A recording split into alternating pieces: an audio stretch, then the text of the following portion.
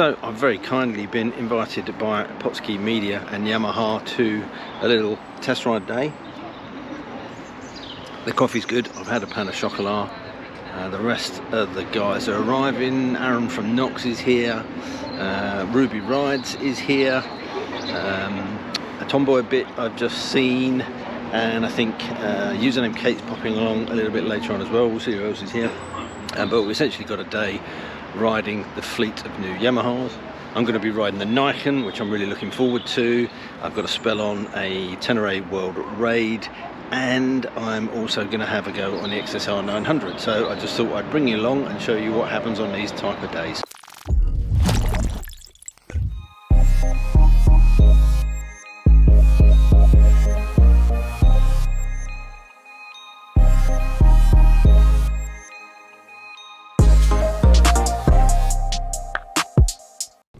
When I filmed this, the intention was to cover the entire day in one video and cover all three bikes, but it would make that video very long and probably not as watchable. So here is part one with the 2023 Niken GT.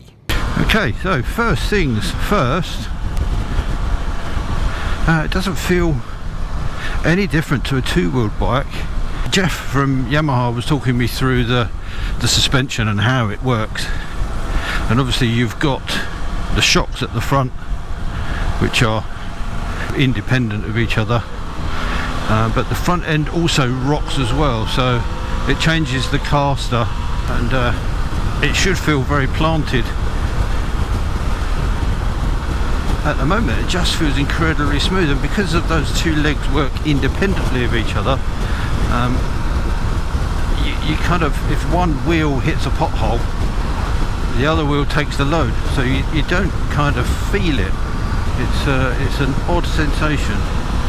This bike as well obviously has the new dash that is currently on the Tracer GT Plus. The Tracer GT sticks with the standard split one that they've got at the moment. I'd imagine next year that changes again, but this does look like a very impressive piece of kit. Super comfortable. Obviously this is the GT, so this comes with all the luggage and everything as well. Riding position is beautiful, nice comfortable seat. It's one of those bikes where I think Yamaha have been very brave to make this and to put it into production, and I think you've got to be a little bit brave to buy one. You've got to have a thick skin, I think, because I can imagine you will get quite a bit of grief. But in terms of it being a kind of a bike for touring, first impressions are it's a fantastic thing.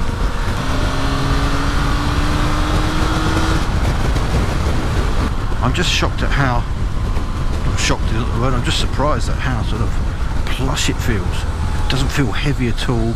The only time you notice that front end really is at very slow speeds, where you get just that little bit more drag, I guess.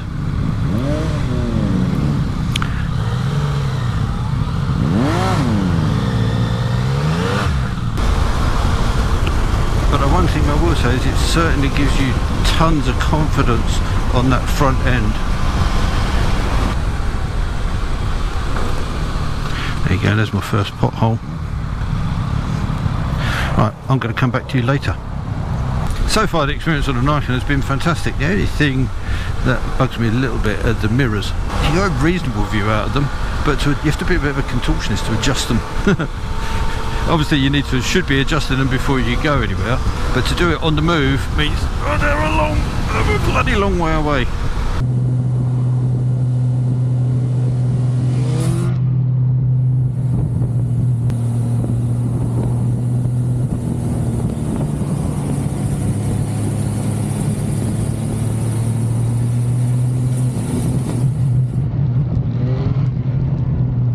Some new switch gear on here as well. Anybody familiar with the previous model of this and the Tracer, you've got like a little rolly wheel on here. I think they had mixed feedback on that, and so we've now got this funky little joystick to be able to kind of move through the settings on here. But yeah, so far I am loving it. This thing is brilliant, absolutely brilliant. It's got the face only a mother could love, but when you ride it, oh my god, what a machine.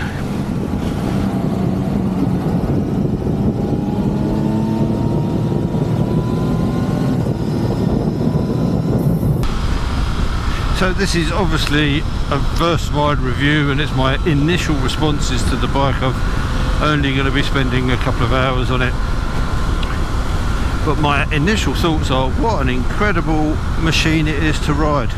I know a lot of people find them weird. I know people would never, there are people that would never choose one. I also know a couple of people, I've got a subscriber up in Scotland who bought one of these and absolutely loves it, and I can understand why.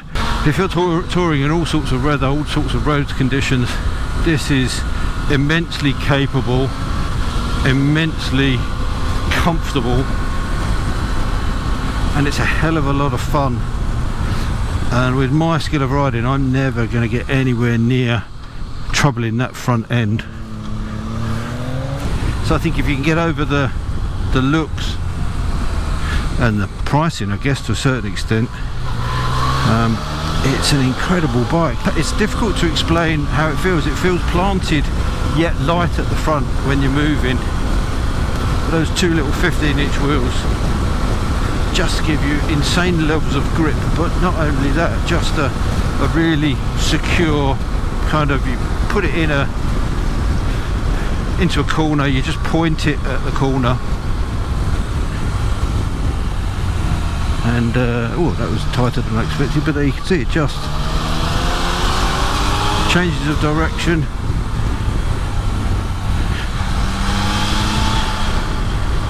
A quick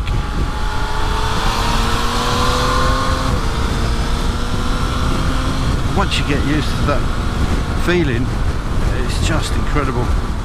I think I would need a good day or two on it just to kind of really feel comfortable, because you can obviously push into corners quicker than I would do normally, and it also doesn't seem to matter what the road surface is like. So on a lot of these country lanes where we've got little ruts and potholes and bits of gravel, you almost don't even really need to consider them too much. The bike will just deal with it.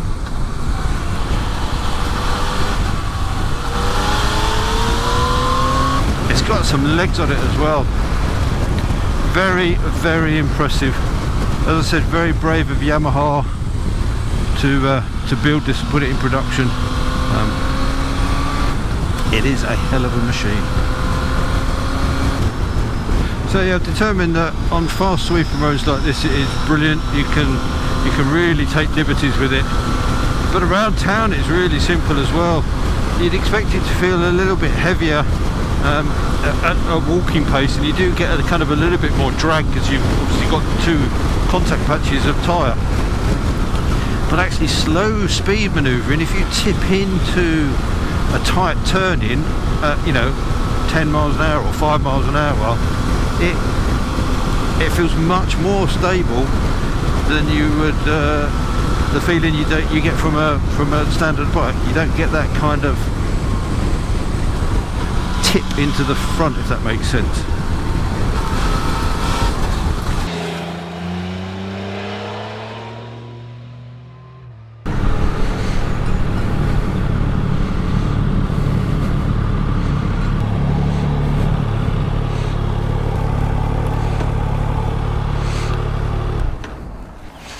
Well, that was good. Back for a coffee break. Everybody survived.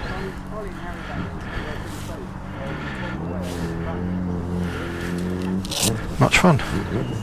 So, as I mentioned, this is not a full-on review, but just some of my first impressions from this day with Yamaha and Potski Media.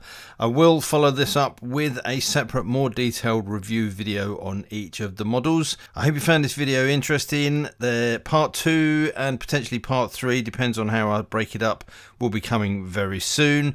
But let's just finish off here with some of the key numbers.